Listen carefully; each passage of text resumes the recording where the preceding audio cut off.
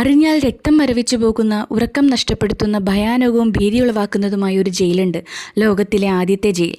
അതിനെപ്പറ്റി അറിയുന്നതിന് മുമ്പ് ഞാൻ ഇഷ്ടപ്പെടുന്ന വീഡിയോകൾ നിങ്ങൾക്കായി ഷെയർ ചെയ്യുന്നുണ്ട്. ആ വീഡിയോകൾ നിങ്ങൾക്കിഷ്ടമാവുകയാണെങ്കിൽ സബ്സ്ക്രൈബ് ചെയ്യാനും ലൈക്ക് ഇടാനും കമൻറ്റ് ഷെയർ ചെയ്യാനും മറക്കരുത്. പോകാം നമുക്ക്. 1829 മുതൽ 1971 വരെ പ്രവർത്തിച്ചിരുന്ന കൊടും ക്രൂരതയുടെ അടയാള ചിഹ്നമായ ഒരു തടവറയുണ്ട്, ലോകത്തിലെ ആദ്യത്തെ ജയിൽ. അതെ, കണ്ടാൽ ഒരു കൊട്ടാരം പോലെ തോന്നും. അനേകം പ്രേതാത്മാക്കളുടെ ആവാസ സ്ഥലവും, ഗതികിട്ടാതെ ഇന്നും അവിടെ എവിടെയോ അലഞ്ഞു നടക്കുന്ന ആത്മാക്കളും, ജീവിച്ചിരുന്നെങ്കിൽ ഒരുപാട് നഗ്ന സത്യങ്ങൾ വിളിച്ചു പറയാൻ സാധിക്കാതെ പോയ ഒട്ടനവധി മനുഷ്യജന്മങ്ങളുടെയും ഒരു വീടെന്ന് പറയണോ, കൊട്ടാരമെന്ന് പറയണോ, ജയിലെന്ന് പറയണോ? അതെ, ജയിലെന്ന് തന്നെ നമുക്ക് പറയാം. പെൻസിൽവാനിയയിലെ ഫിലാഡൽഫിയയിലുള്ള ഒരു മുൻ അമേരിക്കൻ ജയിലാണ് ഈസ്റ്റേൺ സ്റ്റേറ്റ് പെനിറ്റൻഷ്യറി. നഗരത്തിലെ ഫെയർമൗണ്ട് വിഭാഗത്തിലാണ് സ്ഥിതി ചെയ്യുന്നത്. ശിക്ഷയേക്കാൾ പരിഷ്കരണ തത്വങ്ങൾക്ക് പ്രാധാന്യം നൽകിയിരുന്നതായി അവകാശവാദങ്ങളൊക്കെ ഉണ്ട് കേട്ടോ. സാമൂഹ്യ മാറ്റത്തിനും പരിഷ്കരണവും സൃഷ്ടിക്കുക എന്ന ലക്ഷ്യത്തോടെ 1829 ബ്രിട്ടീഷ് ആർക്കിടെക്റ്റായ ജോൺ ഹാവിലൻഡാണ് ഈ കെട്ടിടം രൂപകൽപ്പന ചെയ്തത്. തുടക്കത്തിൽ തടവുകാരെ ജയിലിൻ്റെ പിൻഭാഗത്ത് ഘടിപ്പിച്ചിരിക്കുന്ന ഒരു ചെറിയ വ്യായാമ മുറ്റത്തിലൂടെ മാത്രം പ്രവേശിക്കാൻ കഴിയുന്ന സെല്ലുകളിലെയാണ് പാർപ്പിച്ചിരുന്നത്. ഭക്ഷണം കൈമാറാൻ മാത്രം വലുപ്പമുള്ള ഒരു ചെറിയ കവാടം മാത്രമേ സെൽ ബ്ലോക്കുകളിലേക്ക് തുറന്നിരുന്നുള്ളൂ. ഈ രൂപകൽപ്പന അപ്രായോഗികമാണെന്ന് തെളിഞ്ഞു. നിർമ്മാണത്തിനിടയിൽ തടവുകാർക്ക് ശബ്ദം ഫിൽട്ടർ ചെയ്യുന്നതിനായി കനത്ത മരവാതിൽ കൊണ്ട് മൂടപ്പെട്ട ലോഹവാതിലുകളിലൂടെ സെൽ ബ്ലോക്കുകളിൽ പ്രവേശിക്കാനും പുറത്തു പോകാനും അനുവദിക്കുന്ന സെല്ലുകൾ നിർമ്മിച്ചു. ഒരു പള്ളിയുടെ പ്രതീതി നൽകുന്ന തരത്തിലാണ് ഹാളുകൾ രൂപകൽപ്പന ചെയ്തിരുന്നത്. വാതിലുകൾ ചെറുതായിരുന്നതിനാൽ തടവുകാർക്ക് പുറത്തിറങ്ങാൻ ബുദ്ധിമുട്ടായിരുന്നുവെന്നും ഒരു ഉദ്യോഗസ്ഥന് നേരെയുള്ള ആക്രമണം കുറയ്ക്കുമെന്നും ചിലർ വിശ്വസിക്കുന്നു. ചെറിയ വാതിലുകൾ തടവുകാരെ അവരുടെ സെല്ലിലേക്ക് പ്രവേശിക്കുമ്പോൾ കുമ്പിടാൻ നിർബന്ധരാക്കിയെന്നും മറ്റുള്ളവർ പറയുന്നു. സെല്ലിന് പുറത്ത് വ്യായാമത്തിനായി ഒരു പ്രത്യേക മേഖലയുണ്ടായിരുന്നു. ഉയർന്ന മതിലുകളാൽ ചുറ്റപ്പെട്ടതിനാൽ തടവുകാർക്ക് ആശയവിനിമയം നടത്താൻ കഴിഞ്ഞില്ല. ഓരോ തടവുകാരനും വ്യായാമ സമയം സമന്വയിപ്പിച്ചതിനാൽ പരസ്പരം അടുത്തിരിക്കുന്ന 2 തടവുകാർ ഒരേ സമയം പുറത്തു പോകില്ല. ഒരു തടവുകാരൻ തൻ്റെ സെല്ലിൽ നിന്ന് പുറത്തു പോകുമ്പോൾ മറ്റു തടവുകാർ അയാളെ തിരിച്ചറിയാതിരിക്കാൻ ഒപ്പമുള്ള ഒരു ഹാർഡ് അയാളുടെ തലയിൽ ഒരു ഹൂഡ് പൊതിയുമായിരുന്നു. സെൽ സൗകര്യങ്ങൾ അവരുടെ കാലത്തിനനുസരിച്ച് പുരോഗമിച്ചിരുന്നു. ഫ്ലഷ് ടോയ്ലറ്റിന് മുകളിൽ വെള്ളം ഒഴിക്കുന്ന ഒരു ടാപ്പ്, ശൈത്യകാലത്ത് പൈപ്പുകളിലൂടെ ചൂടുവെള്ളം ഒഴുകി സെല്ലുകളിൽ ന്യായമായ ചൂട് നിലനിർത്താൻ കേന്ദ്ര ചൂടാക്കലായി വർത്തിക്കുന്ന ഒരു ഭിത്തിയുടെ ഒരു ഭാഗത്ത് വളഞ്ഞ പൈപ്പുകൾ എന്നിവ ഇതിൽ ഉൾപ്പെടുന്നു. സെൽ ബ്ലോക്കിൻ്റെ ഗാർഡുകൾ ആഴ്ചയിൽ 2 തവണ ടോയ്ലറ്റുകൾ വിദൂരമായി ഫ്ലഷ് ചെയ്തുകൊണ്ടേയിരുന്നു. ഗീഫോർഡ് പിഞ്ചോഡ് ഈസ്റ്റേൺ സ്റ്റേറ്റിൻ്റെ പൈപ്പിനെ ദി കാറ്റ് മർഡറിംഗ് ഡോഗ് ജീവപര്യന്തം തടവിന് ശിക്ഷിച്ചതായി ആരോപിക്കപ്പെടുന്നു. അതായത് ആ ജയിലിൽ ഒരു നായയും കിടന്നിട്ടുണ്ട്. അപ്പോൾ അതൊരു രസകരമായ കാര്യമായി എനിക്ക് തോന്നിയിട്ട് അതിനെപ്പറ്റി അറിഞ്ഞപ്പോൾ. ജീവപര്യന്തം തടവിന് ശിക്ഷിച്ചതായി ആരോപിക്കപ്പെടുന്ന നായ ഗവർണറുടെ ഭാര്യയുടെ പ്രിയപ്പെട്ട പൂച്ചയെ പൈപ്പ് എന്നാണ് കേട്ടോ ആ നായയുടെ പേര്, കൊലപ്പെടുത്തിയതായി ആരോപിക്കുന്നു.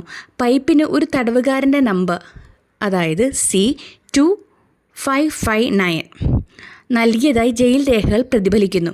അത് അദ്ദേഹത്തിൻ്റെ മഗ്ഷോട്ടിൽ കാണാം. എന്നിരുന്നാലും പൈപ്പിനെ തടവിലാക്കിയതിൻ്റെ കാരണം ഇപ്പോഴും ചർച്ചാ വിഷയങ്ങളിലൊന്നാണ്.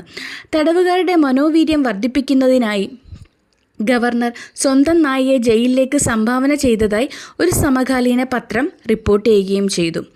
1945 ഏപ്രിൽ 3-ന് 12 തടവുകാർ, കുപ്രസിദ്ധ വില്ലി സട്ടൺ ഉൾപ്പെടെ ഒരു വലിയ രക്ഷപ്പെടൽ നടത്തി.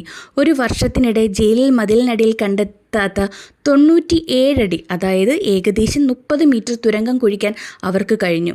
1930കളിലെ നവീകരണത്തിനിടെ തടവുകാർ കുഴിച്ചെടുത്ത 30 അപൂർണ തുരങ്കങ്ങൾ കൂടി കണ്ടെത്തുകയുണ്ടായി. ഈസ്റ്റേൺ സ്റ്റേറ്റ് ജയിലിൽ തടവുകാരിൽ ഏറ്റവും പ്രായം കുറഞ്ഞ ആൾ ജോൺ മാക്സ്വെല്ലായിരുന്നു കേട്ടോ. 11 വയസ്സുള്ളപ്പോഴാണ് അദ്ദേഹം ആദ്യമായി ജയിലിൽ വന്നത്. അതേപോലെ തന്നെ അൽ കാപ്പോൺ, ഷിക്കാഗോയിലെ ഏറ്റവും പ്രശസ്തനായ മോബ് തലവൻ അൽഫോൺ സ്കാർഫേസ് കപ്പോൺ 1929-നും 1930-നും ഇടയിൽ 8 മാസം ഈസ്റ്റേൺ സ്റ്റേറ്റ് പെനിറ്റൻഷ്യറിയിൽ ചെലവഴിച്ചു. ഒളിപ്പിച്ച് വെച്ചതും മാരകവുമായ ആയുധം കൈവശം വെച്ചതിനായിരുന്നു അദ്ദേഹത്തെ അറസ്റ്റ് ചെയ്തത്. അന്ന് പക്ഷേ അദ്ദേഹം താമസിച്ചത് ആഡംബരം നിറഞ്ഞ ഒരു ജയിലിലായിരുന്നു. അന്നും അഴിമതി ഉണ്ടായിരുന്നു എന്നതിനൊരു തെളിവായിരുന്നു. 1971 ജയിൽ അടച്ചുപൂട്ടി. നിരവധി തടവുകാരെയും ഗാർഡുകളെയും ഈസ്റ്റേൺ സ്റ്റേറ്റിന് ഏകദേശം 31 മൈൽ വടക്കു പടിഞ്ഞാറായി ഗ്രേറ്റർ ഫോർട്ട് ജയിലിലേക്ക് മാറ്റി. പുനർവികാസം നടത്തുക എന്ന ഉദ്ദേശത്തോടെ ഫിലാഡൽഫിയയിലെ നഗരം ഈ വസ്തു വാങ്ങി. പഴയ ജയിൽ മതിലുകൾ ചുറ്റപ്പെട്ട ഒരു മാളും ആഡംബര അപ്പാർട്ട്മെൻറ്റ് സമുച്ചയം ഉൾപ്പെടെ നിരവധി നിർദ്ദേശങ്ങൾ ഈ സ്ഥലത്തുണ്ടായിരുന്നു. അടച്ചുപൂട്ടൽ മുതൽ 80കളുടെ അവസാനം വരെ ഉപേക്ഷിക്കപ്പെട്ട കാലഘട്ടത്തിൽ സെൽ ബ്ലോക്കുകളിലും മതിലുകളിലും ഒരു വനം വളർന്നു. ജയിൽ നിരവധി തെരുവ് പൂച്ചകളുടെ ആവാസ സ്ഥലമായി മാറി. 1988 പുനർവികസനം നിർത്താൻ ഈസ്റ്റേൺ സ്റ്റേറ്റ് പെനിറ്റൻഷ്യറിയുടെ ടാസ്ക് ഫോഴ്സ് മേയർ വിൽസൺ ഗൂഡിന് വിജയകരമായി അപേക്ഷ നൽകി. 1994 ചരിത്ര ടൂറുകൾക്കായി ഈസ്റ്റേൺ സ്റ്റേറ്റ് പൊതുജനങ്ങൾക്കായി തുറന്നുകൊടുത്തു.